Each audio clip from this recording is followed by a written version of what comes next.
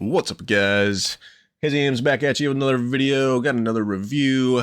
This is my fourth mana game that I've played and will be my final mana game that I'm going to play because I don't think there's another one in the Steam store, at least that I could find, which is fine. I had a good time playing them through the mana series or the games that I could get my hands on. Maybe there is only 4 games. I don't really know. But with that said, hope everybody had a good Thanksgiving, good holidays. Yeah. Hope all is well, and let's get to the review here. It's gonna have some gameplay in the background going. What that means. We are who we are Let me because turn of that down that. All right. So, Legends of Mana. This game was on PlayStation 1 when it originally came out. Just to give you a little background so you can kind of see what style of game it was and kind of how they did things back in the day. But this is like the remaster version, like the characters are still pixelated, but the like backgrounds and things like that are updated. I think graphics looked good. I think the characters looked good. And even like the pixelated, character models looked good. I really did like the art style and aesthetic and everything they did in this game. I thought it was well done. Obviously, it's dated, so it's nothing crazy. It's gonna blow you away. So, I mean, graphics, give it 6 out of 10. I don't usually go much higher than that on these old school remastered games. So 6 out of 10 for graphics. I'm gonna go on to, music and sound. Thought the music was pretty good, actually. I really enjoyed the boss fight music. I don't know. I guess it was like rock kind of, or like metal. When you got into those fights, like really rocking out. It just fit the fights. The music for the dragon, the boss fights was good. The music, as you're just kind of roaming around the world, was well done. I honestly think it was probably one of the better mana games as far as music. So music, I actually give an 8 out of 10 for this mana game. I just thought it was the music tracks they had in the areas were well put together for the area that you were in, I felt. And yeah, I was actually pretty surprised that the music was that quality. Whereas some of the newer games, I felt kind of fell off a little bit in the music department. So music, I give a 7 out of 10. I know that's still not a super high score, and I gave, some other mana games 7 out of 10 on music and sound as well. I feel like the spells and everything like that sounded good. You got to remember, though, this game did come out on PlayStation, so the sound effects and things like that were a little limited. But it was kind of a good nostalgia trip, with all the sounds. It really reminded me of like playing an arcade game. I mean, even like the fighting that you can see right here on screen reminds me of like an arcade game that you're putting quarters in. Whether it be the way that we're conducting combat or the way that the health bars are displayed up top looks arcadey. I don't know why they went this route with this mana game, but I'm honestly kind of glad they did because I really enjoyed it after playing the other 3 mana games that were all very similar combat-wise and things like that. So since we're talking about combat, I kind of got off on one of my tangents. So we're talking about combat, we'll just go into gameplay. But yeah, the gameplay was very fun. It was completely different, like I was saying, than any other mana game. But it was fun. I mean, this was also the shortest game that I've played out of the series. I think I had like 10 hours maybe. in, and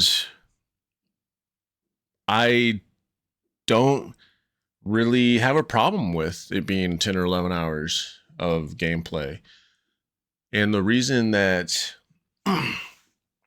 I think the game is very interesting and unique, I will kind of show you here. Let me get out of this gameplay. So let's just load it up here.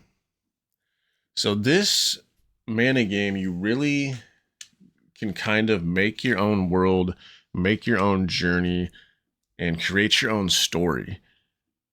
And again, I always go back to this game came out on PlayStation, right?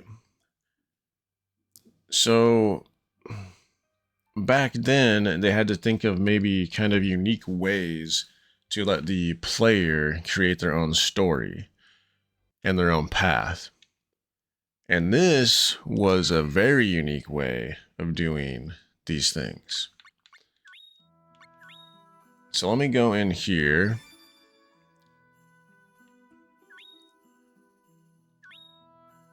So this is a new game plus, essentially. So this is where you start the game here. You have this whole map, and you can select where you want to start your world, essentially, and your story. So that's already cool, right? So look at all of the different areas you can start. So nobody's really ever gonna be starting in the same area, essentially, you know? So let's just pick here.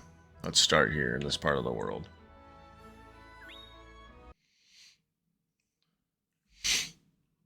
So then as this loads, you essentially have this grid system, this map over here. And where we just grabbed the mailbox from, this little black and white thing down in the bottom right hand corner, is where you get your artifacts. And the artifacts, which is what I'm essentially going to place here on the map, creates your new zone, world, town, area to go discover and check out. So if we plant this mailbox,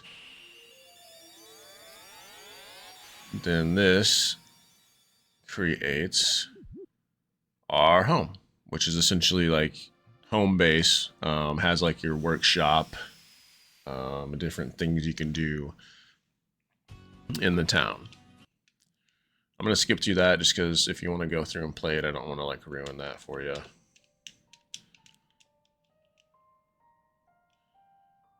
So yeah, so then that map, so once you get so far, like say we got another artifact from talking to someone, then we go to the artifact, we place that other artifact on the map, and then that opens up another zone or world.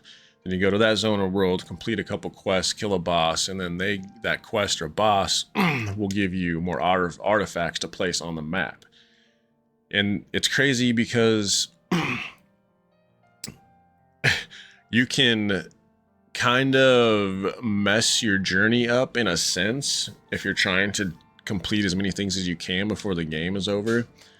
If you place a certain artifact before another artifact or complete a quest before a other quest, you don't have the ability to go back and complete that quest. So everybody's journey, everybody's game is going to be different based on the things you pick and choose. I mean, yeah, you could go and use a walkthrough and get the most amount of things you can completed, in the game. But I didn't use a walkthrough. The only times I use walkthrough is if I got stuck and I really had no idea where I was supposed to go. That's when I used a walkthrough and I look up, what I had to do to move on with the game.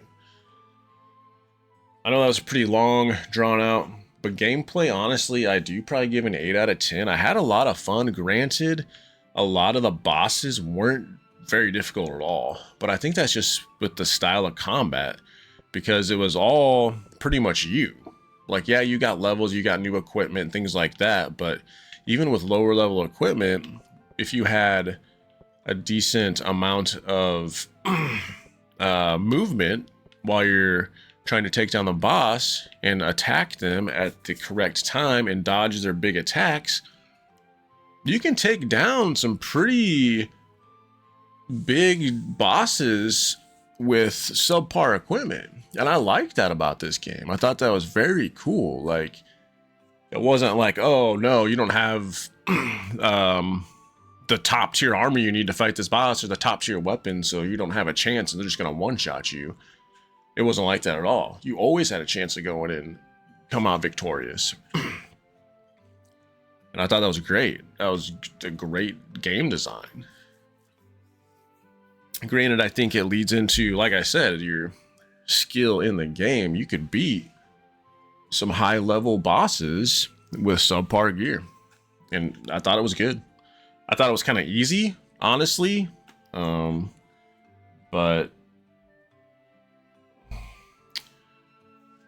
I mean, there's a couple bosses that were, I guess, decently difficult. I can't remember the character I fought, but she just had like really fast attacks that you had or at least I had a difficult time dodging and getting around.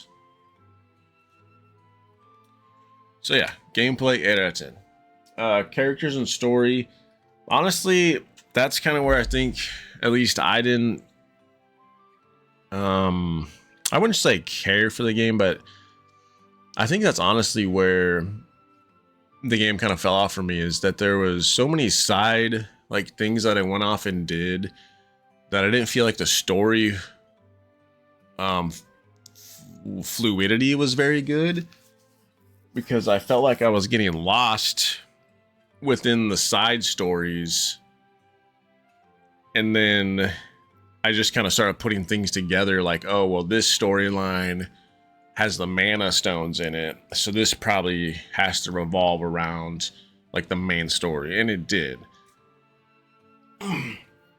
The character development was okay, but you don't really have a lot of character development because there's a lot of characters you interact with in the short amount of time that you're in the game, and then you kind of go on and meet new characters in each zone, which isn't bad, but you don't build any type of, I guess, connection with your character in the story in the game. So, I mean, the story I give a 6 out of 10. It was okay for what it needed to be. As far as bugs or crashes or anything like that, I didn't run into any bugs or glitches or problems completing quests. A few side notes. The dragon fights were probably some of my favorite fights I had. The AI for some allies was good, and the AI for some of your other allies was terrible. Some allies you would run around with were just like dominating enemies, and other guys would just stand there like they were brain dead.